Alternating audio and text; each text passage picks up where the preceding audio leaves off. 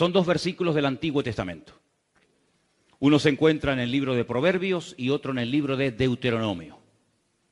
Presten atención un momentito. Los vamos a poner los dos juntos para que los puedan ver ahí en la pantalla y si quieren pueden leerlos. Proverbios 22:6 es un versículo muy conocido. Estoy convencido que muchos de ustedes se lo saben de memoria. Y dice así: instruye al niño en su camino, y aun cuando fuere viejo, no se apartará de él. Sencillo de entender, ¿sí o no?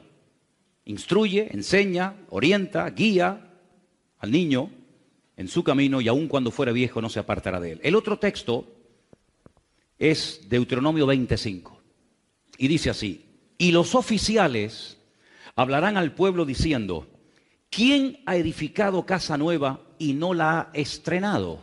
¿Quién no la ha inaugurado todavía? Dice: vaya, vuélvase a su casa, no sea que muera en la batalla y algún otro la estrene o la inaugure.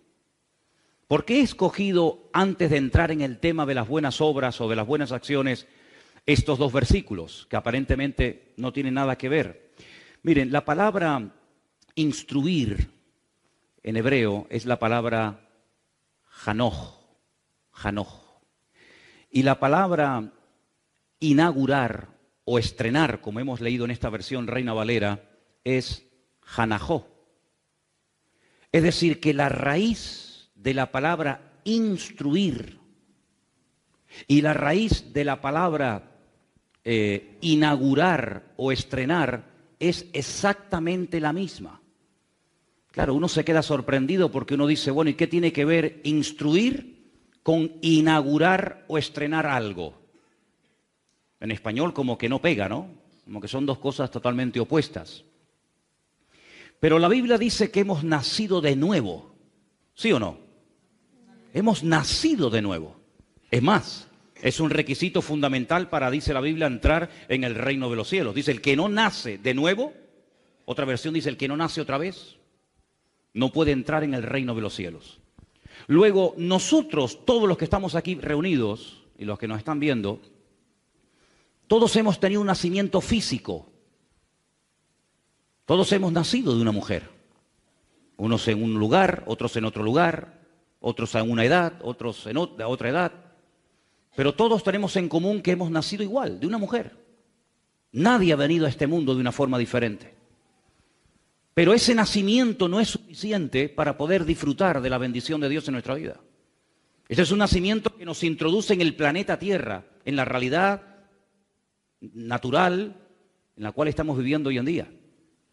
Pero el Señor pide otro requisito a ese nacimiento, que es nacer, pero del Espíritu, espiritualmente hablando. Claro, la primera vez que encontramos esta enseñanza en el Nuevo Testamento, el Señor se la está dando a un personaje llamado Nicodemo, que dice que era un rabino muy famoso y muy conocido y reconocido entre los judíos. Y él se queda sorprendido, casi diríamos con la boca abierta, porque dice, ¿cómo? Nacer de nuevo. Es un concepto revolucionario. Es decir, tú dices que si no vuelvo otra vez a meterme en el vientre de mi madre, ¿no puedo entrar en el reino de los cielos? No entendía nada. Y el Señor Jesucristo le dice, ¿y tú eres maestro de Israel y no entiendes esto? Como diciendo, pero si esto lo tienes que tener ya más que sabido. El que no nace de nuevo no puede entrar, ni disfrutar, ni ver el reino de los cielos. Entonces, cuando nacemos de nuevo, que es cuando le entregamos nuestra vida al Señor Jesucristo, eso es la conversión, ¿verdad? Es pasar de muerte a vida. Nuestro cuerpo sigue teniendo exactamente la misma edad que tenía antes de aceptar al Señor. Si usted se convirtió con 30 años, tú te conviertes, le entregas tu vida al Señor y sigues teniendo 30 años. Si tenías canas, las seguirás teniendo o más. Si eras alto o bajo, hombre o mujer, sigue siendo naturalmente, físicamente el mismo, por fuera igual. Pero se produce algo en tu interior que la Biblia lo llama el nuevo nacimiento. Porque la Biblia dice que el ser humano está compuesto por espíritu, alma y cuerpo. Hombre, explicar lo que es el cuerpo me parece a mí que es perder el tiempo, porque vamos, es evidente lo que es el cuerpo, y para lo que sirve, y para lo que no sirve. Si quieres memorizar cosas, aprobar un examen, hombre, puedes tener unos músculos muy desarrollados, y puedes tener una vista como un lince, y puedes tener, no sé, unos pulmones extraordinarios, y puedes tener unas piernas, lo que tú quieras, pero si quieres memorizar, tu parte física no te sirve, porque la parte física del hombre no ha sido diseñada por el Creador para memorizar, ni para recordar, sino hay otras partes del cuerpo humano, ¿verdad?, que han sido creadas y diseñadas para recibir ese tipo de información y luego recordarla y luego explicarla o compartirla.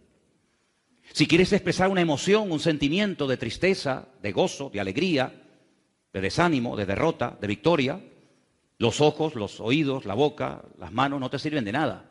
Hay otra parte que no se ve, algo abstracto, pero amigo, cuando estás triste, tú sabes que estás triste.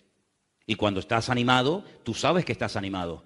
No puedo mostrar mi ánimo, no lo podemos pesar, no lo podemos medir, no lo podemos oler, pero es una realidad increíble, ¿no? Total. Luego hay muchas partes del ser humano que son tan reales como las visibles, que no se pueden ver, pero son reales. Los recuerdos son reales. Podemos recordar muchas cosas, podemos memorizar otras, podemos incluso darle rienda suelta a nuestra imaginación. Y nadie, el que está a tu lado, ni se entera lo que estás pensando o lo que te estás imaginando. Los sueños son a veces tan reales como la vida misma. Cuando la Biblia habla de sueños y de visiones, habla de conceptos que van fuera de lo sensorial, fuera de lo natural, fuera de lo medible y pesable, ¿verdad? Pero sin embargo son cosas reales. De hecho, la Biblia está llena de hombres y de mujeres que tuvieron encuentros con ángeles y tuvieron visiones y tuvieron sueños, etcétera, etcétera. Algunos falsos y otros verdaderos. Ahora, cuando vamos a la palabra del Señor, nos encontramos que nuestro espíritu, cuando acepta al Señor, dice que vuelve a la vida. Hay un versículo en Efesios capítulo 2 que dice, Él os dio vida cuando estabais muertos.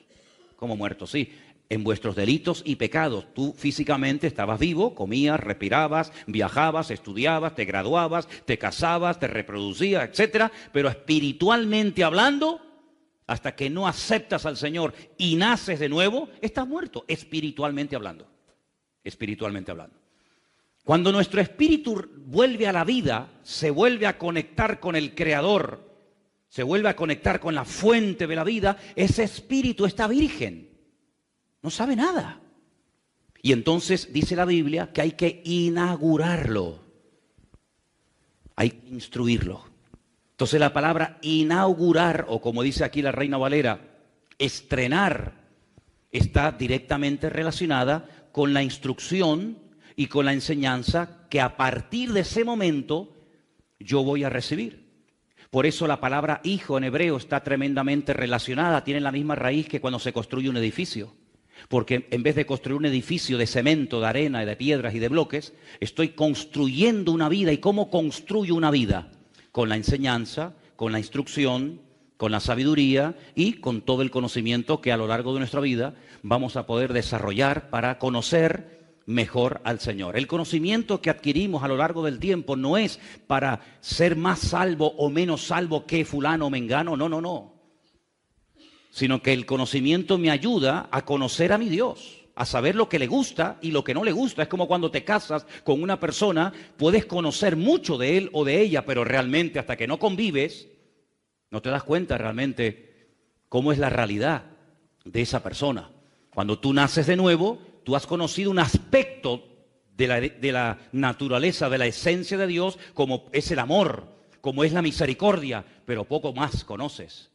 Pero según vas tú abriendo tu corazón, según tú vas profundizando en la palabra, según tú te vas metiendo en la escritura, según tú te vas dejando instruir, pues entonces se van inaugurando áreas de tu vida que tú ni conocías que estaban ahí. Y por eso una de las instrucciones y una de las enseñanzas que nos va a ayudar a construir una vida equilibrada y una vida sana es precisamente este tema que estamos tocando en este mes, el tema de las buenas obras, el tema de las buenas acciones. En la Biblia hay un personaje llamado Santiago, tenemos una carta de él en la Biblia, que es el enemigo número uno, en contra de la fe religiosa, en contra de aquella persona que presume de tener fe, pero luego no hace nada con la fe. Santiago es una persona que parte de la base de que esa persona que dice que tiene fe ya es una persona que ha conocido al Señor, que ya ha nacido de nuevo, que ya sabe de lo que va el Evangelio y de lo que no va. Pero se ha estancado en su crecimiento, no ha crecido, no ha madurado, no se ha desarrollado y por eso, como dije hace unas semanas atrás, no hay una pelea, no hay una competición entre lo que dice Pablo y lo que dice Santiago, no, sino que uno parte de cero y el otro parte de una persona que supuestamente dice que ya es cristiana, nacida de nuevo. Y a esa persona que dice que es cristiana, tendrás que demostrarlo. Claro, Dios ve los corazones. Jamás el Señor le dijo a nadie, Cristo jamás le dijo a nadie, tienes que hacer frutos, obras, acciones que demuestren que estás arrepentido. ¿Por qué? Porque Él sabe si estás o no estás arrepentido. Él sabe si quieres o no quieres cambiar o crecer. Él sabe perfectamente porque Él dice en la Biblia que el Dios, el Señor, no mira la apariencia exterior, sino Él mira el corazón. ¿Cuántos dicen amén? Pero solamente lo puede mirar Dios, yo no lo puedo mirar. Ningún hombre tiene la capacidad de mirar el interior del ser humano. Por eso Juan el Bautista era un varón de Dios, era un hombre muy utilizado por Dios, pero cuando la gente se acercaba a él en el río Jordán y le pedía ser bautizado, él pedía una prueba de que verdaderamente estaban arrepentidos. Y por eso decía aquello de haced frutos, obras, acciones de arrepentimiento para que yo entonces me anime a bautizarles y no corramos el riesgo de estar bautizando a gente por emociones, por sentimientos o porque es la moda de la época, sino haced frutos dignos de arrepentimiento. En otras palabras, demostradme que habéis cambiado. Juan el Bautista sí, porque Juan el Bautista pues, no miraba los corazones, pero Cristo sí los miraba. ¿Se dan cuenta la diferencia?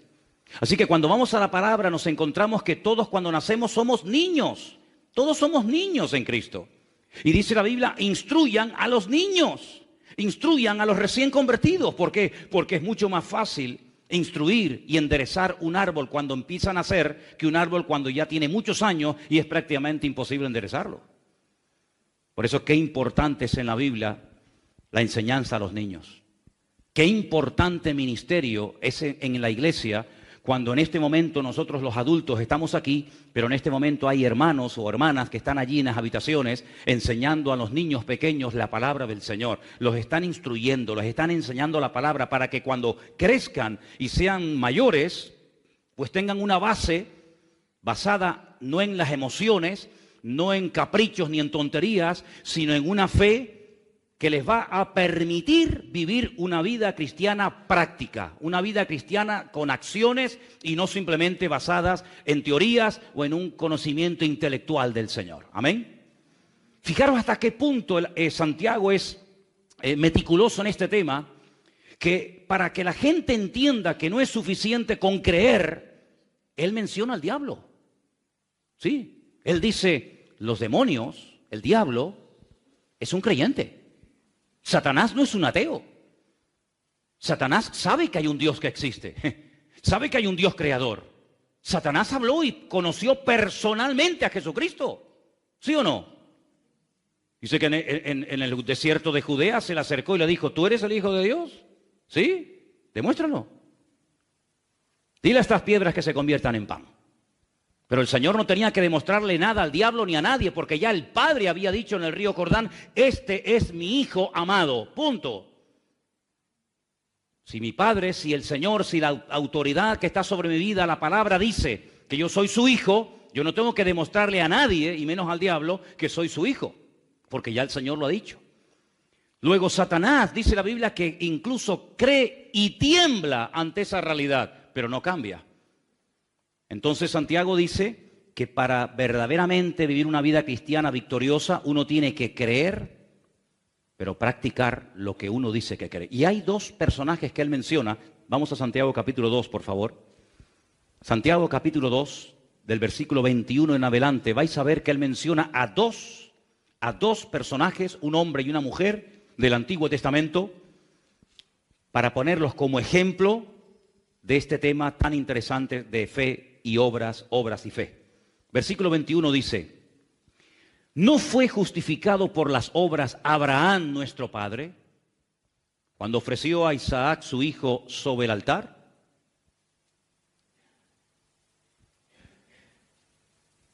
Interesante la pregunta, ¿no? ¿No fue justificado por las obras? No por la fe, sino por las obras nuestro padre Abraham cuando ofreció a su hijo Isaac sobre el altar. Algunos dicen, no, pero no lo ofreció. Bueno, lo ofreció y no lo ofreció. No lo ofreció físicamente, pero en su corazón sí lo ofreció al Señor. Ya se lo había ofrecido desde que salió de Beersheba, caminando 3 días atrás. Ya él lo había sacrificado al Señor. Faltaba el momento, la acción, ¿verdad? Que estuvo también a punto de realizarla. Versículo 22. ¿No ves que la fe actuó juntamente con sus obras y que la fe se perfeccionó? La fe se perfeccionó por las obras. Interesante esto, ¿eh? Si quieres tener una fe que va en aumento, una fe de calidad, una fe genuina, una fe perfeccionada, bueno, pues es por las obras.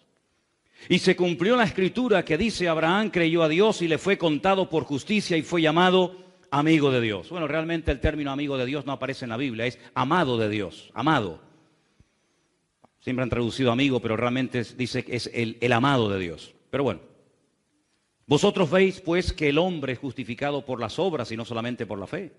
Y ahora menciona a una mujer llamada Rahab, dice la ramera. ¿No fue justificada por obras cuando recibió a los mensajeros y los envió por otro camino? Porque como el cuerpo sin espíritu está muerto, así también la fe sin obras está muerta. 2 personajes, Abraham y Rahab, aquella mujer de la ciudad de Jericó. Decimos mucho de la fe de Abraham, sí, pero ¿y cómo sabemos que tenía tanta fe? Porque el movimiento, amigos, se demuestra andando. ¿Usted tiene fe? ¿Dónde está? ¿Dónde está la fe? Son las acciones, son las buenas obras, el fruto, lo que causa una evidencia de que esa persona tiene una fe bien depositada, bien puesta en las manos del Señor. Y a Abraham le dice el Señor, sal de tu tierra. Y Abraham dice, ¿y por qué? ¿Para qué? ¿Y a dónde voy? Nunca. Dios me dice que me vaya y me voy. Pero no te lleves a nadie, ¿eh? Vete tú solo, sal de tu tierra, de tu parentela, a la tierra. Dice que yo te mostraré. Ahora, si ustedes ven en un mapa, no sé cómo estáis de geografía, pero si ustedes ven en un mapa dónde vivía Abraham y a dónde Dios lo manda, es un camino de meses, si no de años, caminando por pleno desierto. Pero es que dice la Biblia, un detalle muy significativo, dice que no sabía a dónde iba. Pero ¿cómo puede salir una persona de casa y no saber a dónde va? ¿Tenía un problema mental? ¿Tenía un problema estaba desorientado? No, es que Dios no se lo dijo. Le dijo, tú sal y yo te iré mostrando poco a poco a dónde te voy a llevar. Y Abraham salió en obediencia. Claro, para algunos esto era un disparate, para algunos esto era una locura. Cuando el hijo salía estando el padre en vida, quedaba automáticamente desheredado. Era como una falta de respeto al padre. Salgo, Dios me ha dicho que lo deje todo atrás, salgo sin saber a dónde voy.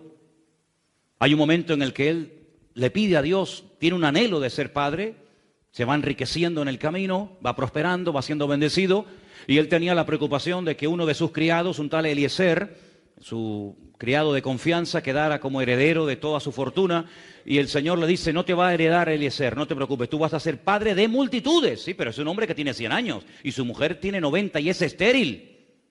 En el Talmud, hay partes del Talmud que dicen que probablemente Sara ni tendría matriz.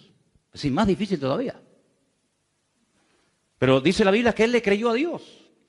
Dios me ha dicho que vamos a ser padres y lo vamos a hacer. ¿Por qué? Porque Dios lo ha dicho. Increíble. Y tiene un hijo con una criada, todos conocéis la historia, con Agar, la egipcia. Pero el Señor le dice, no es eso lo que yo te dije, eso es lo que tú has hecho a tu manera. Tú tienes que tener un hijo con tu legítima esposa, así que coges a este niño, Ismael, y coges a su madre Agar, y le dices que se vayan por su camino, los bendices, le das muchas cosas, pero tienes que ajustarte al plan mío y no al plan tuyo. No hay plan B en Dios, no hay plan B, hay plan de Dios y punto. El hombre dice, bueno, si no es esta puerta, es esta, y si no la otra. Dios tiene un plan, punto, se acabó. Te sometes a él o estás fuera de su objetivo, fuera de su voluntad. Y cuando él tiene un hijo, con su legítima esposa, con Sara, él se goza y él se alegra y le llama a su hijo Isaac, que significa él reirá. El nombre Isaac está en futuro, todo nombre hebreo que aparece, la letra Yod al principio está en futuro. Isaac, él reirá. Y los dos también se rieron, tanto el padre como la madre, porque aquello era algo increíble, ¿verdad? Y cuando ya el muchacho es grande y va a ser su legítimo heredero, Dios le dice: prepárate que tengo otra orden para darte. Le dice: ahora lo coges, te lo llevas al monte Moriah y allí sobre un altar lo sacrificas. Claro, él podía haber entrado en discusión con el Señor, él podía haber dicho: pero ¿cómo ahora ayer me lo diste y ahora me lo quitas? ¿Cómo es esto? Él sabía perfectamente que el mundo, el trasfondo religioso del cual él salió, era un mundo religioso en el que se sacrificaban víctimas humanas a las deidades de la época. Se quemaban a los hijos vivos. Se quemaban y se entregaban como si fueran animales a los hijos sobre altares a los dioses de la época, Milcón, Baal, Astarot, Quemos, etc. Dios nunca había pedido un sacrificio humano. Pero si Dios me lo pide, yo no voy a cuestionar a Dios. Por algo Dios me lo está pidiendo. Porque Dios tiene todo bajo su control. ¿Cuántos dicen amén? Dios no se equivoca. Dice la Biblia que Él no es injusto. Todo está perfectamente controlado por el Señor. Ni una hoja de un árbol se cae sin permiso del Señor. Y allí se va Abraham caminando 3 días. 3 días desde Beersheba hasta el monte Moriah. Y allí lo pone sobre un altar. Y el hijo le dice: padre, vas con el cuchillo, vas con el fuego, vas con la leña, veo que vas preparado, porque el hijo sabía cómo se presentaba un sacrificio al Señor. Pero ¿y el cordero dónde está la víctima? Y él le dice aquella frase tremenda, ¿no? El Señor proveerá. El Señor proveerá, siempre el Señor proveerá. ¿Cuántos dicen amén? El Señor proveerá siempre. Y vemos que el Señor probó a Abraham y Abraham pasó el examen con 10 o con 100, como en algunos países por ahí también se dice, ¿no? Por lo tanto, lo que Abraham hacía era la evidencia de que era un hombre de fe. ¿Se imaginan ustedes que Dios le diga: sal de Ur de los Caldeos? Y dice: no, pero es un hombre que tiene mucha fe, pero no le sirve de nada, es un desobediente. ¿Te imaginas que el Señor le haya dicho: vas a ser padre? Y él dice: no lo creo. Pero bueno, es decir, no hay una contradicción entre las palabras y las acciones de Abraham. Es como una moneda, hermano. No hay una moneda con una sola cara. Las monedas tienen 2 caras. Y la fe y las obras no se pueden separar. Es imposible decir: yo tengo fe y estar toda la vida cruzado de brazos sin hacer nada. Usted no tiene fe ni tiene nada. Usted lo que tiene es una religión encima. Porque la verdadera fe te lleva a la acción. Y cuando tú estás en acción es porque tienes una verdadera fe. ¿Cuántos dicen amén? Si no hay una pelea entre una cosa y otra, no hacemos obras para salvarnos. Ya eso lo hemos dicho 1.000.000 de veces. Pero como resultado de que yo soy salvo, como resultado, como evidencia de que yo he aceptado al Señor, en mi vida se va a notar, tarde o temprano, en mi familia, en mi economía, en todas las áreas de mi vida, se va a notar que la bendición de Dios está conmigo y que no hay una contradicción entre una cosa y otra, entre lo que digo y entre lo que hago o dejo de hacer. Ahora, hay un pasaje tan interesante cuando vemos que van a entrar en la tierra prometida. Dice que previamente van 2 espías a la casa de una tal Rahab la ramera y se quedan allí y ella los oculta y les abre el corazón y les dice: hemos oído que Dios está con vosotros, que cómo abrió el Mar Rojo y cómo cruzaron el Mar Rojo y le cuenta toda la historia de hacía 40 años. Y es interesante notar porque hay un momento en el que en el libro de Josué dice que Jericó estaba cerrada, bien cerrada, eso dice. Estaba cerrada, bien cerrada a causa de los hijos de Israel. Estaba cerrada porque tenían miedo. Porque si no tuvieran miedo, ¿para qué cierran la puerta? Si no tuvieran miedo, ¿para qué levantaron una doble muralla? Había un círculo concéntrico, una muralla por fuera y otra muralla por dentro. ¿Para qué tanta seguridad? ¿Para qué tanta protección? Porque tienen miedo. Porque saben que los hijos de Israel están fuera y que el Señor ha dicho que les va a entregar aquella tierra. Y Rahab dice: como sabemos lo que va a pasar, yo lo único que les pido, que cuando ustedes entren a tomar posesión de la tierra, se acuerden de mí y de mi familia. Y estos hombres le dicen: si tú no te chivas, si tú no le cuentas al rey que hemos estado aquí y que vamos a atacar la ciudad, pues nosotros salvaremos tu vida. Pero tienes que estar dentro de la casa el día que entremos a la ciudad, ¿eh? No puedes estar por ahí de belingo, no puedes estar por ahí de risitas y de fiesta. Tienes que estar dentro de la casa, tú y todos los que se quieran salvar. Tienen que aprender a estar unidos, esperando en el mismo sitio. Y para que sepamos dónde vives, toma este trapo de cordón rojo, lo atas ahí en la ventana, y yo ya diré a mis soldados que cuando entren a tomar posesión de la tierra, toda la gente que esté dentro de esa casa donde está atada ese trapo de color rojo, que les perdonen la vida. Y así fue. Dice la Biblia que ella vivía, dice la Biblia, vean esos detalles, entre muro y muro. Y cuando cayeron las murallas de Jericó, la casa de ella permaneció. Pero si cayeron los muros, ¿cómo no se cayó la casa de ella? Porque caerán a tu lado 1000 y 10.000 a tu diestra, mas a ti no llegará, dice la palabra. Así de claro. Toda la ciudad fue derrumbada, menos la casa de Rahab. Sale de la ciudad, se casa con uno de los espías, llamado Salmón, tiene un hijo extraordinario, maravilloso, que cambió el rumbo de la historia de Israel, se llamó Booz, que fue el que se casó después con Ruth, la moabita, la del libro de Ruth, y de ahí viene David, y de ahí viene Jesucristo, una historia increíble. ¿Por qué? Porque fue una mujer de fe. ¿Cómo sabemos que Rahab tenía fe? ¿Por lo que dijo? Hombre, por lo que dijo se nota que tenía fe, pero más por sus acciones que por sus dichos. Porque había mucha gente en Jericó que sabía que Jericó iba a ser atacada, pero no hicieron nada, no se convirtieron, no se rindieron, no abrieron las puertas y dijeron, reconocemos que esta tierra, vuestro Dios, os la ha dado a vosotros. Y nosotros queremos, digamos, llevarnos bien o de alguna manera solucionar este problema. No, lo sabían, pero no actuaban en consecuencia. Cuando una persona sabe la palabra y no hace cambios para amoldarse a la palabra, dice que es peor que aquellos que no creen. Porque ¿qué excusa le va a presentar una persona que sabe lo que tiene que hacer y no lo está haciendo? Bueno, hay un versículo que hemos citado muchas veces, ¿verdad? Que dice que el que sabe hacer lo bueno y no lo hace, ¿qué? Está pecando, exactamente igual. Si usted sabe que hay que orar y usted no está orando, usted está pecando, hermano. No, pero es que yo no me estoy emborrachando. Me faltaría más. Es que yo no estoy drogándome, yo no estoy robando. Pero es que ¿acaso solamente se peca cuando uno roba y cuando uno mata y cuando... No, es que hay muchas formas de pecar. No solamente por lo que hacemos de acción, sino por lo que no hacemos, por omisión. Por lo tanto, cuando sabemos que algo hay que hacerlo y no lo estamos haciendo, perdóneme, eso aquí, en Venezuela, en Miami, en Colombia y en Pernambuco... Eso se llama desobediencia pura y dura, ¿sí o no? Si yo sé que tengo que hacer algo, yo tengo que pedirle perdón, yo tengo que hablarle a esa persona que me ha ofendido, yo tengo que hacer cambios en mi vida, yo tengo que, y lo sé, pero no lo hago, pues mira, pues, ¿pero lo has intentado? No, tampoco. Pues entonces, querido, me parece que ni la teoría la has aprendido, ni la teoría. Por eso no hay práctica.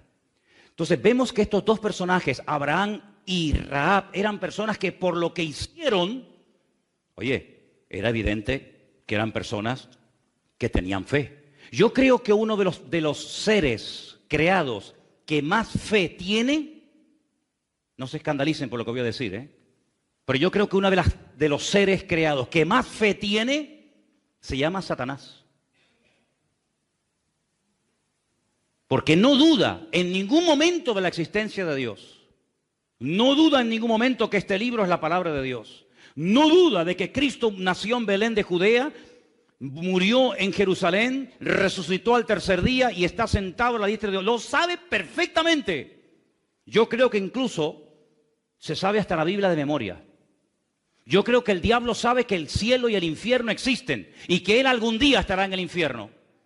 Yo creo que el diablo sabe perfectamente que algún día se levantará en los últimos tiempos un personaje político llamado el anticristo. Lo sabe perfectamente. Yo creo que Satanás sabe perfectamente que Jesucristo viene pronto. Lo creo.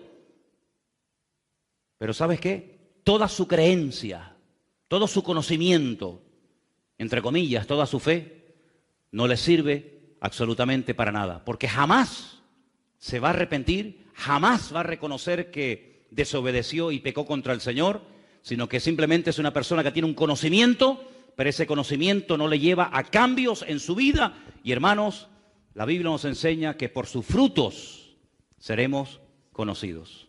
El buen árbol dice que se conoce por el fruto, y el mal árbol se conoce porque da malos frutos. Exactamente igual es en la vida de un creyente. Ahora, la lectura que se leyó hoy, ¿cuál fue?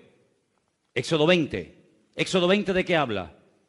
De los 10 mandamientos. Pero no los 10 mandamientos que nos enseñaron cuando éramos pequeñitos en la escuela.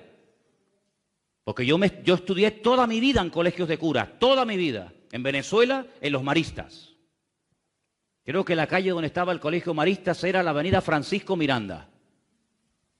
Yo vivía en Chacao, desde Chacao yo veía el aeropuerto de La Carlota allá frente y por abajo pasaba la avenida Francisco Miranda. Y enfrente tenía el colegio de los hermanos maristas. Y cuando vinimos a España en el año 71, mi padre me metió en otro colegio de curas, en los Salesianos, que está enfrente de las piscinas Metropol, en León y Castillo, en Las Palmas de Gran Canaria. Así que toda mi educación de pequeño fue en colegios de curas. Y yo me sabía muchas cosas de memoria que después me sirvieron cuando yo me convertí al Señor. Por ejemplo, una de ellas, el Padre Nuestro. A mí no me enseñó la Iglesia Evangélica el Padre Nuestro, yo ya sabía el Padre Nuestro de memoria. Hombre, lo rezaba en el rosario, tú imagínate si lo tenía que saber. Madre mía. Las bolitas aquellas, ¿te acuerdas? Las bolitas y tal, madre mía. Pero también me enseñaron los 10 mandamientos, pero no estos. No, estos no. Estos nunca me los enseñaron, me enseñaron otros. Que se parecen a esto, pero no son iguales.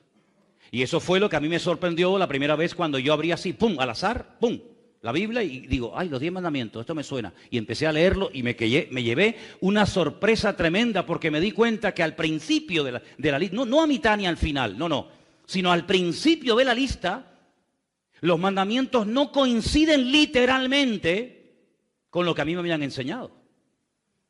Y vamos otra vez a volver a esta porción de la Biblia, que se leyó esta tarde precisamente, que está en Éxodo capítulo 20. Y dice el versículo 1, habló Dios, cuidado, es Dios el que está hablando aquí, habló Dios todas estas palabras diciendo, yo soy el Señor tu Dios, que te saqué de la tierra de Egipto, de la casa de servidumbre. Primer mandamiento, versículo 3, no tendrás dioses ajenos delante de mí. Fíjate, me llama la atención la palabra ajenos. No se toca lo ajeno, no se puede desear lo ajeno. En este caso, no tendrás dioses ajenos. No tienes nada que ver con esos dioses. No te harás imagen, ni ninguna semejanza de lo que está arriba en el cielo, ni abajo en la tierra, ni en las aguas debajo de la tierra. No te inclinarás a ellas, ni las honrarás, porque yo soy el Señor tu Dios, fuerte, celoso, que visito la maldad de los padres sobre los hijos hasta la tercera y cuarta generación de los que me aborrecen. Yo esto, hasta los 17 años, nunca lo había leído en mi vida. Nunca. Jamás. Los otros sí. Los otros ya más o menos los conocía. Pero hasta que yo abrí una Biblia por primera vez en mi vida a los 17 años de edad, yo esto no lo había leído ni oído en mi vida. Eso de que yo no me puedo postrar ante imágenes, que no puedo hacer imágenes, que no puedo honrarlas, es que era todo lo contrario a lo que yo practicaba. Y no es que fuera muy devoto, pero es que, amigo, lo hacías o lo hacías. Y cuando yo llegué a la palabra de Dios me encontré con este dilema. ¿Esto qué es?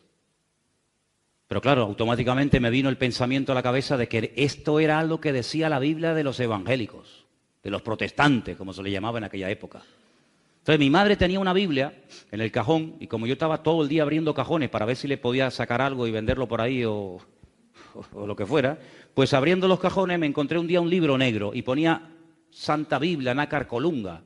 Y entonces busqué más o menos la misma página o capítulo y comencé a comparar. Y la única diferencia que noté entre la Biblia que yo llamaba católica y la Biblia que me habían regalado en una iglesia evangélica es que en esta pone la palabra Jehová y en esta ponía Yahvé.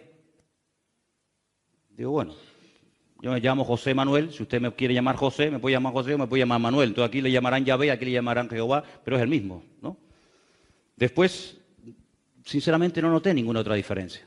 Entonces cogí la Biblia que me habían regalado y me fui a hablar con don Gilberto. Don Gilberto era uno de los hombres más buenos que yo he conocido en mi vida. Era un cura. Jugábamos al fútbol, éramos amigos. Hombre, me daba cada colleje, cada capón cuando me portaba mal, que ni te imaginas. Yo porque tengo todavía algo de pelo, pero si fuera calvo tendría la cabeza como la luna, así toda llena de agujeros, ¿no? De los capones que me dieron.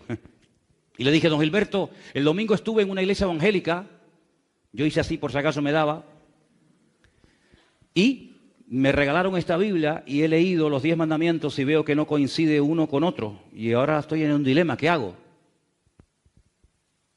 Y me dijo, bueno, mirando así para los lados, por si acaso, dice, si en algún momento de tu vida te encuentras en una encrucijada que no sabes a quién obedecer, si a Dios o a los hombres, quédate siempre con la palabra de Dios. Le dije, muchas gracias. La cerré hasta ahora que tengo 55 años, amigo. Hasta ahora. Descubrí a los 17 años de mi vida los verdaderos 10 mandamientos. Y resulta que son 10. Y podemos dividirlos en 5 y 5, ¿vale? Los primeros 5 mandamientos son mandamientos que tienen que ver con la fe, con nuestra creencia. Somos monoteístas, no somos politeístas, adoramos a un solo Dios y a Él solo adoramos y servimos. Por lo tanto, tener otros dioses sería una contradicción garrafal. Si eres monoteísta, no puedes adorar a nada ni a nadie que no sea tu Dios. Así que los primeros 5 mandamientos nos hablan acerca de nuestra creencia, de nuestra fe. Sí, también hay un mandamiento que tiene que ver con el vocabulario, ¿no? Pero empiezan mandamientos que tienen que ver con la fe, uno entre los 5, uno con el vocabulario y finalmente el último, el quinto, con la acción. Y los otros 5, del 6 al 10, es al revés. Hablan primeramente de la acción, después pasa por el vocabulario y finalmente termina por algo de fe. Es decir, esos 10 mandamientos me hablan de que yo tengo una relación y tengo una responsabilidad con mi Dios. Y los primeros 5 mandamientos me conectan con mi fuente, con mi creador, con mi Señor. Pero cuidado, cuidado.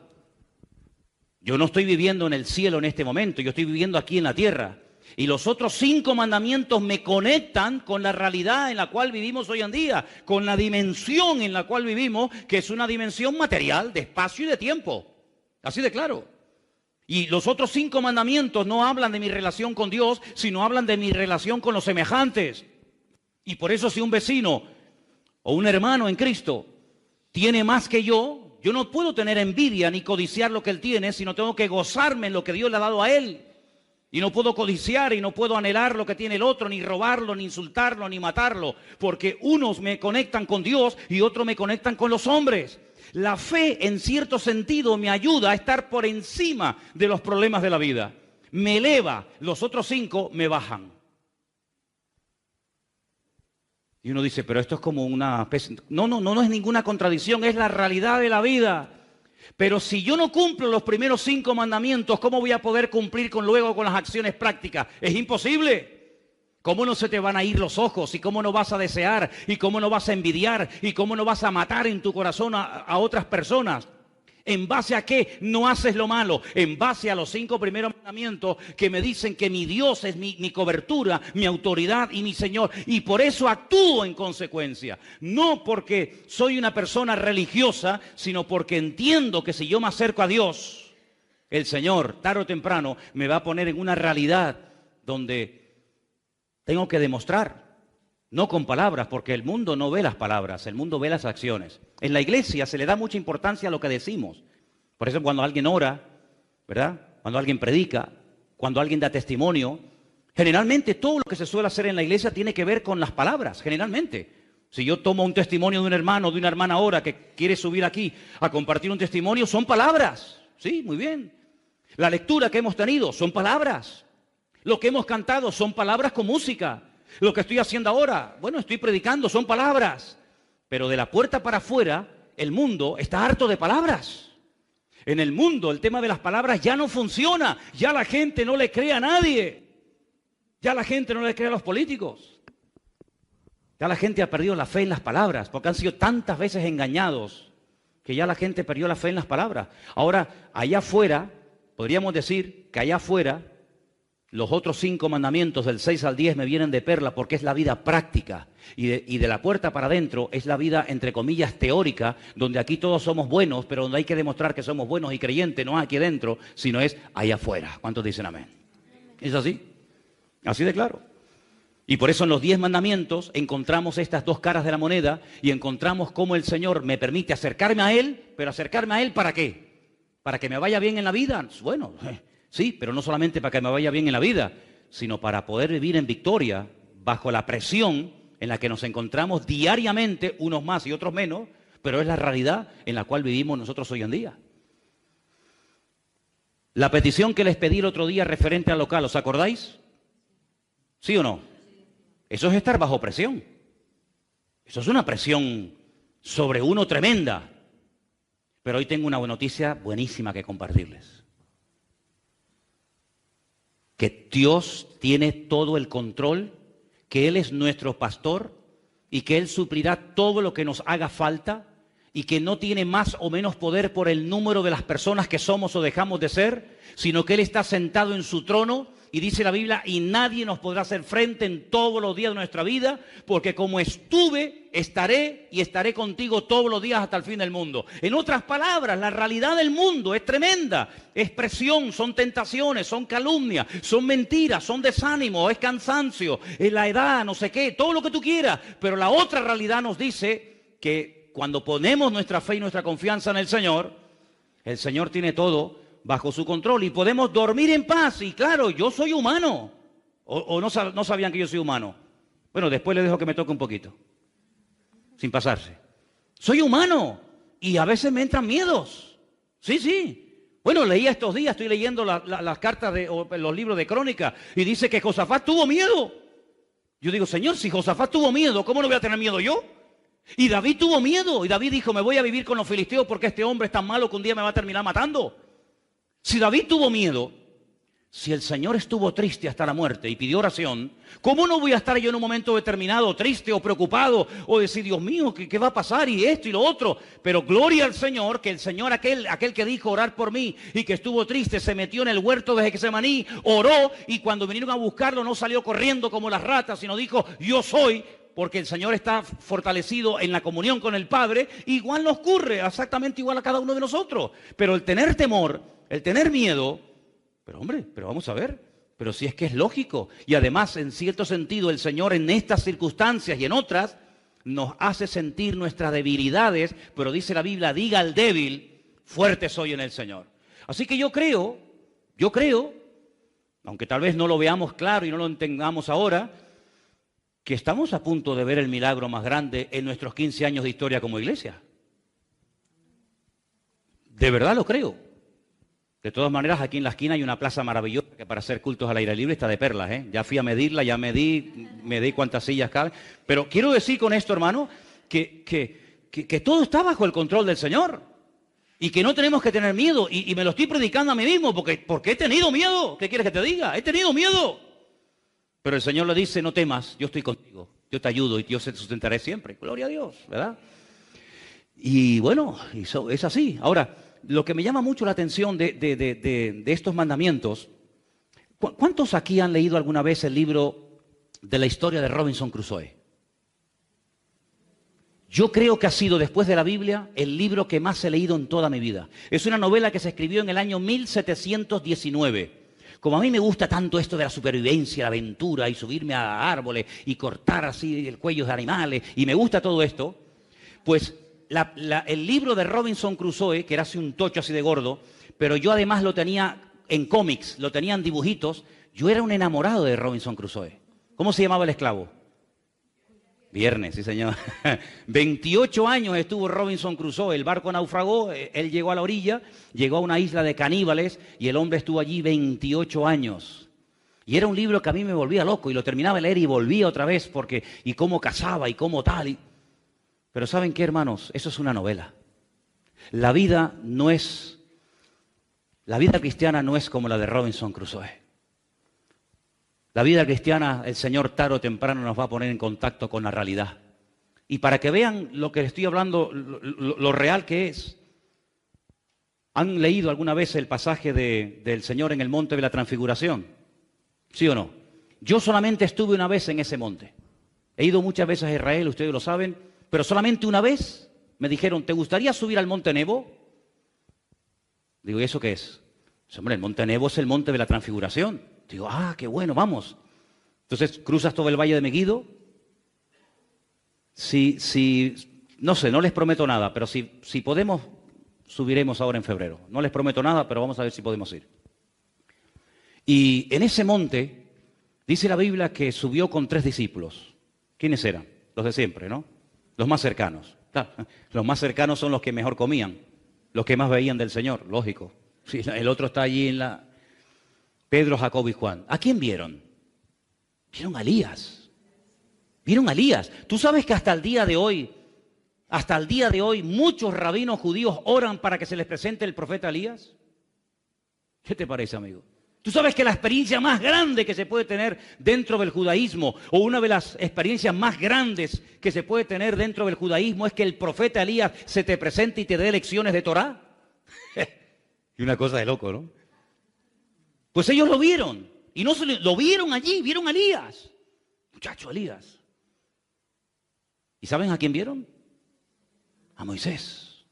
¿Sabes que cuando un judío menciona el nombre Moshe, dice Moshe Rabenu? Moisés, nuestro maestro. Cuando dicen Abraham, dicen Abraham Avinu, nuestro padre. Cuando dicen Moisés, dicen Moshe Rabenu, nuestro maestro. Es una figura tremenda. El Señor lo tuvo acá hasta que enterrar, porque dice para que no terminaran adorándolo los judíos, imagínate. Pues lo vieron a los dos, a Elías y a Moisés. Y vieron al Señor de una forma, se transfiguró. Es como cuando un gusano se hace la metamorfosis y se convierte en mariposa. Vieron al Señor de una forma diferente. Dijeron, Señor, esto es la gloria. Es como si ya hubiéramos llegado a la gloria. Y Pedro le dijo al Señor, Señor, vamos a hacer unas casitas. Es que Pedro es mucho, ¿eh? Pedro es mucho, ¿eh? Llegamos al cielo y vamos a hacer una casita. Entonces, ¿para qué llegamos al cielo? Vamos a hacer unas casitas. No, pero fíjate lo que dice. Dice, una para ti, otra... Se olvidó de los hermanos y todo. ¿A mí qué me da? Y el Señor dice, no, fuera. Cuando bajan de la montaña con aquella experiencia que Pedro cuando es anciano la comenta en una de sus epístolas, dice, nosotros le vimos en el monte y oímos la voz santa y tal. Cuando bajan de la montaña el Señor dice, ¿hasta cuándo tengo que estar con vosotros, generación incrédula? Ya empiezan otra vez los líos, los follones, los problemas, que el niño es endemoniado, que estos no pudieron sacarle el demonio, que no tienen fe. Y yo digo, Señor, ¿pero para qué bajamos? Con lo a gusto que estábamos allá arriba, bajamos con esta partida de incrédulos aquí otra vez. Esos son los 10 mandamientos. Es estar conectado a la fuente para poder soportar en el valle lo que el Señor permita que te venga. ¿Por qué soportamos en el valle? Porque hemos estado previamente en el monte, en la presencia del Señor. Porque si no estás en la presencia del Señor, no aguantamos ni un minuto la presión. Pero el creyente, y más nosotros en esta recta final en la que estamos los cristianos, yo así por lo menos lo creo, vamos a estar bajo presión continuamente, cada vez más, cada vez más. Por eso necesitamos como nunca antes acercarnos a la fuente, porque la presión va a ser tan tremenda que hace años el que oraba poco escapaba. El que se congregaba poco, escapaba. El que sabía poquito de la Biblia, escapaba. Pero hoy en día ya no, amigo. Hoy en día, el que no pague el precio, el que no ore, el que no busque de Dios, no tiene futuro. Porque la presión va a ser cada vez mayor. Pero dice la Biblia, agárrate, una promesa preciosa, que donde abunda el pecado, sobreabunda la gracia. Hombre, es que si no es así, ya me contarás. Ya me contarás. ¿Ya no te está pasando que tú eres el único creyente en tu trabajo? ¿Ya no te está pasando eso? Antiguamente no era así. Antiguamente en un trabajo había más creyentes que inconversos. Hoy en día no. Hoy en día puede ser que en tu clase en la universidad, fíjate lo que te digo, seas la única cristiana en toda esa clase, en toda esa universidad, en ese momento. Entonces, Dios mío, yo sola ante 1000. No, tú sola no. Tú y el Señor contigo, dice la Biblia. Entonces, en los 10 mandamientos encontramos, hermano, esta unidad perfecta que tiene que haber entre lo que creemos y entre lo que vivimos, entre lo que creemos y entre lo que practicamos. Ahora, yo les voy a pedir un favor, empezando desde hoy. Yo quiero pedirles, espero que lo recuerden, que durante toda esta semana hasta el próximo domingo, todos los días, lean el capítulo 11 de la carta a los Hebreos.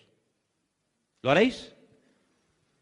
Vas a tener que hacerlo, porque el que me diga que no el domingo lo subo aquí arriba, vas a tener que leerlo en público, así que tú verás. Todos los que estáis aquí, de aquí al próximo domingo, leer cada día, me da igual si es por la mañana, por la tarde, por la noche, me da igual. Pero no vale, escuchen, no hagas trampa, ¿eh? Hay algunos que dicen, no, yo tengo un móvil con la Biblia hablada. La habéis visto, ¿no? Hebreos 11, se ponen los cacharros aquí. Y entonces está conduciendo, hablando, y le van leyendo. No, eso no vale. No, eso no vale. Tienes que leerlo tú, en alta voz. Hebreos 11, desde el versículo 1 hasta el último versículo. el lunes, el martes, el miércoles, el jueves, el viernes, el sábado y el domingo. Porque vais a ver, y yo les voy a pedir, ¿por qué les pido que hagan esto? Por una sencilla razón. Porque vais a ver todo lo que un hombre y una mujer puede llegar a hacer en la vida teniendo fe en Dios. Todo lo que una persona puede llegar a hacer. Miren, hermanos, hay más cosas que tenemos que hacer que las que tenemos que creer. ¿Me oyó eso? Si ponemos en una balanza lo que tengo que hacer y lo que tengo que creer, lo que tengo que hacer supera por mí lo que tengo que creer. Porque lo que tenemos que creer y saber no es tan complicado, créame. Pero tenemos toda una vida por delante para hacer las obras para las cuales fuimos creados en Cristo Jesús, Señor nuestro. Usted sabe que antes de que el mundo existiera, ya Dios tenía todo preparado para que yo me dedicara durante el resto de mi vida a hacer las obras que ya Él ha hecho de antemano por mí. ¿Qué le parece? Es un misterio, es una cosa increíble, ¿no? Es como si le digo que el Señor Jesucristo ya sabía que iba a morir en la cruz antes de que Adán y Eva fueran creados. Pero si aún no habían nacido o habían sido creados Adán y Eva, y ya Cristo le había dicho al Padre, cuenta conmigo que si pecan esto me mandas a mí y muero por ello. Antes de la fundación del mundo, ya Cristo había dicho al Padre, heme aquí, envíame a mí. Porque el Señor lo sabe todo. No va improvisando sobre la marcha, Él lo sabe todo. Él lo ve al mismo tiempo, esa visión tridimensional del pasado, del presente y del futuro. Por lo tanto, las buenas acciones, las puertas que se nos abrirán en la vida, no es porque nosotros nos las hayamos abierto, sino porque el Señor te va a poner delante de tu vida las acciones que tú tienes que hacer, que tú tienes que realizar. Y si las haces, tengo algunos versículos que quiero compartir con ustedes en esta noche.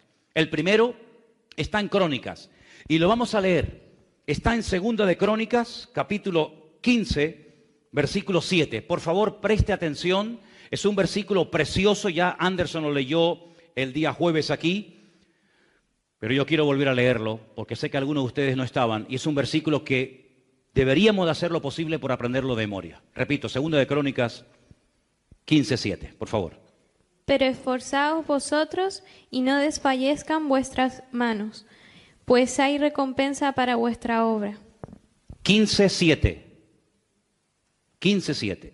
Léelo otra vez, por favor. Pero esforzaos vosotros y no desfallezcan vuestras manos, pues hay recompensa para vuestra obra. ¿Hay recompensa para qué? ¿Para lo que creo? No.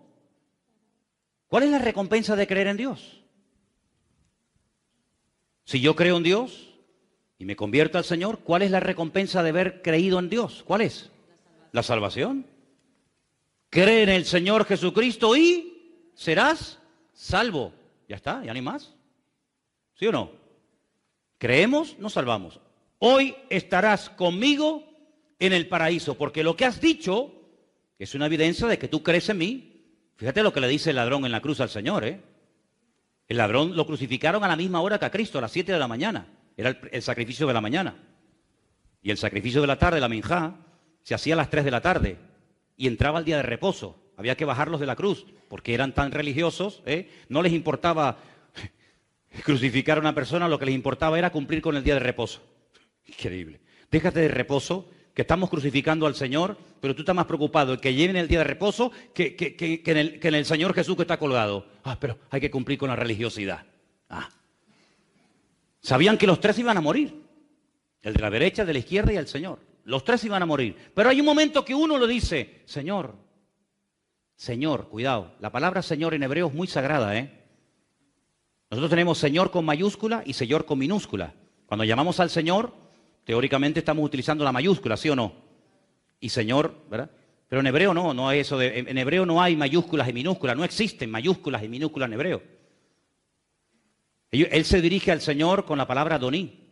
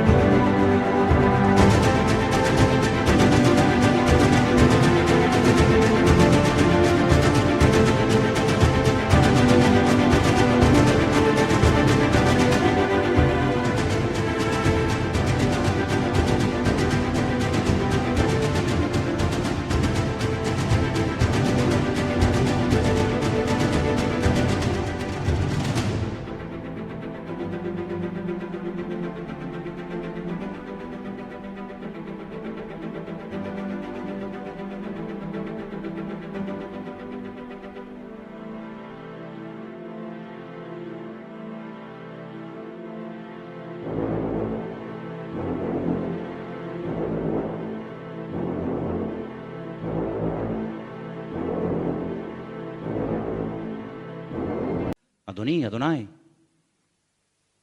Ay, amigo, era como Abraham llamaba al Señor, Adoní. Cuando, acuérdate de mí, cuando vengas en tu reino o con tu reino. Ah, ¿que tú crees que va a volver otra vez? Sí. Sí, este hombre cree en la segunda venida del Mesías. Es que increíble. Y además lo llama rey. Cuando vengas en tu reino, acuérdate de mí. Mira, la profundidad de esa declaración es impresionante, hermano. Hay mucha gente en la calle que si tú le preguntas, ¿tú crees que Cristo volverá otra vez? Te dicen que va, eso es un cuento. Sin embargo, él agonizando, clavado ahí, hermano, inmóvil, dice, acuérdate de mí cuando regreses otra vez como un rey. Y el Señor le dice, hoy estarás conmigo en el paraíso, querido. Y entró a la presencia del Señor, pero no hay recompensa para ti, mijo. Siéntate por ahí por donde puedas. Porque yo pregunto, ¿en el cielo hay recompensas o no hay recompensas? Hombre, claro que las hay. Claro que las hay. Y vamos a leerlo, porque yo siempre, saben que una de las cosas que aquí decimos es que todo lo que decimos tenemos que demostrarlo con la Biblia, si no esto es un disparate y una locura. Vamos a demostrar con la Biblia que hay recompensas según lo que hayamos hecho. Por ejemplo, vamos a leer algunos versículos, todos van a estar en Apocalipsis, para que si quieren buscarlo vayan ahí. Apocalipsis 2:23, por favor. Y a sus hijos heriré de muerte, y todas las iglesias sabrán que yo soy el que escudriña la mente y el corazón, y os daré a cada uno según vuestras obras. Os daré a cada uno, esto es algo individual, no es algo colectivo, a cada uno yo le voy a dar según sus obras. Primer versículo, no, pero hay más claros, hay algunos versículos que están más claros todavía. El 20. Versículo 11 y 12, escuche. Y vi un gran trono blanco y al que estaba sentado en él, de delante del cual huyeron la tierra y el cielo, y ningún lugar se encontró para ellos. Y vi a los muertos, grandes y pequeños, de pie ante Dios, y los libros fueron abiertos, y otro libro fue abierto, el cual es el libro de la vida. Y fueron juzgados los muertos por las cosas que estaban escritas en los libros según sus obras. Va a haber un juicio según sus obras. La salvación no es por obras, no, la salvación es por fe. Por gracia sois salvos por medio de la fe. Y esto no de vosotros, pues es don de Dios. Efesios 2:10. La salvación usted no tiene que hacer nada porque ya Él lo hizo. Alguna gente dice, no, la salvación es gratis. Sí, bueno, porque tú lo digas. No, la salvación no es gratis, perdone. Ah, no, no, no. Pasa que alguien la pagó por ti. Es como si yo te digo, toma, te regalo un coche. Ay, mira, el coche no vale nada. No, ¿cómo que no? El coche lo pagué yo. Yo lo pagué y te lo regalo. La salvación para ti es gratis, pero a Él, que fue el que la obtuvo y el que la compró, ¿cuánto le costó a Cristo obtener la salvación? La vida. La vida, la sangre de Cristo hizo que la salvación para ti y para mí, gracias al Señor, sea gratis, pero porque alguien la pagó. Cuidado. Pero las recompensas es según lo que haya hecho cada uno. Y me parece lógico, hermanos. No puede tener la misma recompensa un hermano, con todo mi respeto, que ha estado en la iglesia toda la vida cruzado de brazos, que no ha hecho nada, que un mártir que ha estado torturado hasta la muerte, quemándolo y pinchándolo y torturándolo, y que ha dado su vida por la causa del Evangelio. Sería una injusticia, créanme. Creo que sería una auténtica injusticia que una persona que no ha querido hacer nada, sino que simplemente se ha acomodado y conformado con su salvación y nada más, merezca o obtenga la misma recompensa que una persona que ha dado su vida, toda la vida sirviendo y honrando al Señor. La pregunta mía es, ¿cuántos tronos habrá en el cielo? ¿Usted tendrá un trono en el cielo? ¿Usted tendrá un trono en el cielo? Yo no. No sé si alguno de ustedes. En el cielo habrá 12 tronos para los 12 apóstoles del Cordero y dice que habrá para los 12 ancianos, total 24. Así que cuando lleguemos al cielo, Pedro tendrá su trono, y Pablo tendrá su trono, y Tomás tendrá su trono, y el otro tendrá su trono. Pero ¿y entonces yo dónde me siento? El Señor dice, al que venciere, le dejaré que se siente conmigo en mi trono. ¿Te das cuenta? Pedro, toma tu trono, Tomás, tu trono. Y yo le voy a decir a Pedro, yo en el trono sentado con el Señor. Sí. ¿Te quieres sentar conmigo? Siéntate. Pero los tronos no son para nosotros, ¿eh? Los tronos son para ellos. Y lo dice la Biblia, así de claro. Luego en el cielo habrá distintos niveles y recompensas. Claro que sí, por supuesto. El 22:12, ¿lo puedes leer también, por favor? Es el último. He aquí yo vengo pronto y mi galardón conmigo, para recompensar a cada uno según sus obras. Para recompensar a cada uno, ¿en base a qué? ¿En base a qué? Tú me caes bien, tú me caes mal. Es como en los ayuntamientos, ¿no? Metió al cuñado, metió al primo, metió al amiguete. Claro, no, pero en el cielo no existen esos colegas, sino que el Señor va a recompensar a cada uno según lo que haya hecho. La pregunta es lo siguiente. ¿Usted ha nacido de nuevo? ¿Usted ha aceptado al Señor? Gloria a Dios, estupendo. Ahora usted tiene que enseñarle a su ser interior. Usted tiene que enseñarle, disciplinar a su alma, disciplinar a su vida interior, a que no se le puede dar todo lo que pide como niño caprichoso, porque dice que el niño consentido avergonzará a su padre y a su madre, ¿verdad? Y una vida interior desordenada es una vida que va a producirle vergüenza al maestro, vergüenza al Señor. Pero si en vez de ese niño consentido, a ese niño, a ese ser interior, lo instruimos en la palabra, cuando sea viejo, cuando crezca, cuando madure, podrá hablar como Pablo que dijo, cuando yo era niño, yo hablaba como un niño. Y me comportaba como un niño. Y vivía y juzgaba la vida como un niño. Mas cuando ya fui hombre, dejé lo que era de niño. Primera de Corintios capítulo 13. Entonces el niño consentido, el niño malcriado, no se le puede pedir que se comporte bien porque no ha sido instruido. Es un salvajito. Pero al niño que se le ha instruido, esa persona puede dar fruto para la honra y para la gloria del Señor. Y entonces, como yo dije el otro día, en mi caso, no digo que sea el caso de todos ustedes, aunque en algunos casos más que yo todavía, a mí me queda menos vida de la que he vivido. Hombre, ya me gustaría a mí que me queden 55 años de vida. Yo firmo ahora mismo, tal y como estoy. Cuidado. Hombre, llegar a los 100 años tal y como estoy, ¿quién no quiere firmar ahora, amigo? ¿Vale? Por lo tanto, por una regla de 3, a mí me tiene que quedar menos vida de la que ya he vivido. ¿Vale? Porque la Biblia incluso dice hasta en cuánta edad se ha comprometido el Señor a darle a una persona. Y si pasa de esa edad ya es por misericordia. Eso lo dice la Biblia.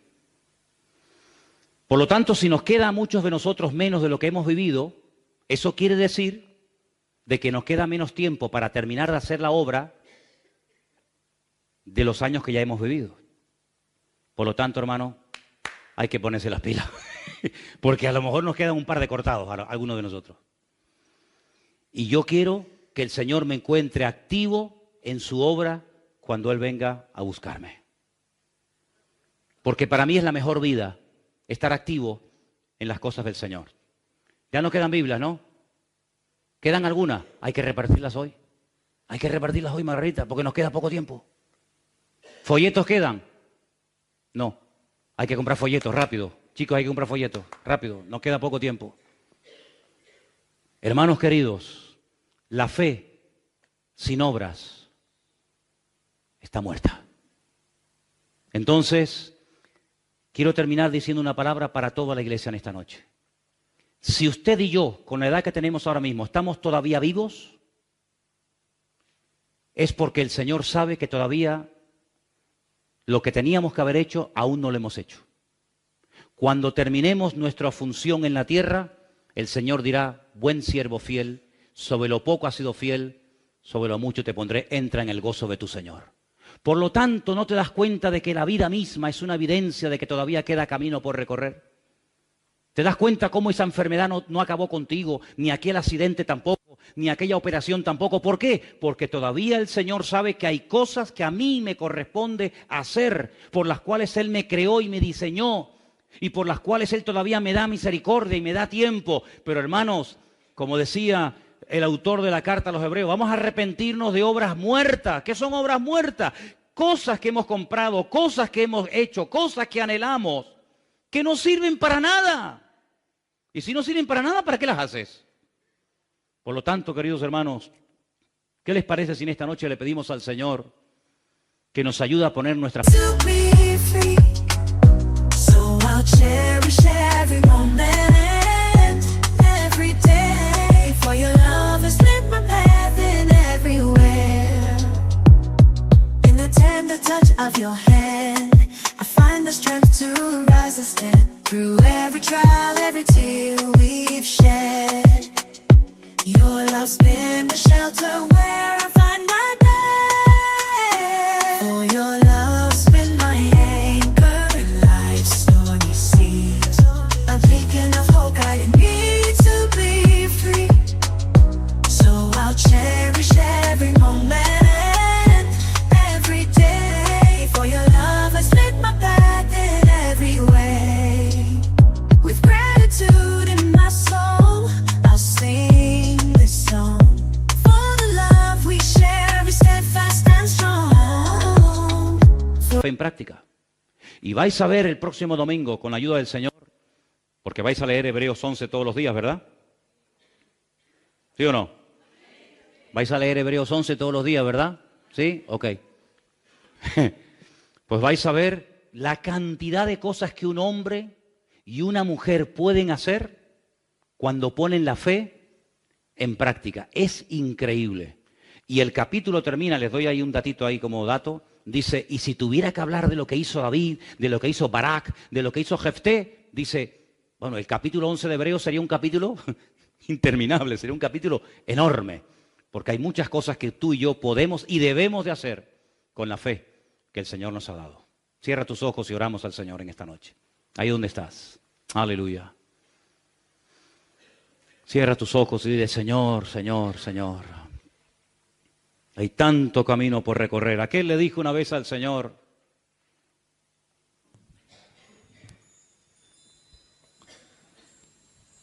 le dijo una vez un profeta al Señor, Señor, quítame la vida, me siento solo, incomprendido. Sin embargo, el Señor le dijo al profeta Elías, mucho camino te queda por recorrer. Todavía te queda camino en la vida que hacer. Así que, hermanos queridos, aún nos queda camino por recorrer. Pidámosle al Señor que podamos recorrer juntos, si Él lo quiere, ese camino, y que mutuamente nos ayudemos para que al final podamos decir, Señor, acabé con la obra. Cuando quieras, apaga la lámpara y pasa la página. Pero hermano, cuando se corre en una carrera de relevos, el que corre con el palito, con el relevo en la mano, se lo tiene que dar a otro, si no, ¿para qué corre?